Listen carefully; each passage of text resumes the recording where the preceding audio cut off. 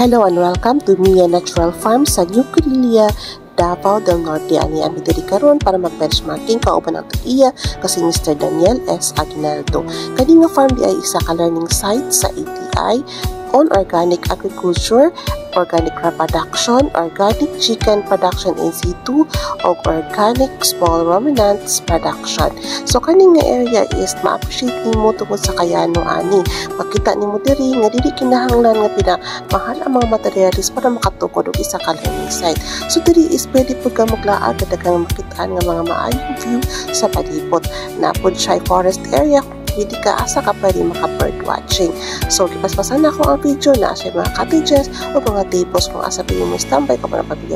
Na treehouse nga 2-story o napoy organic vegetable production area kung asa napoy mga asola para i-feed sa ilang mga organic chickens.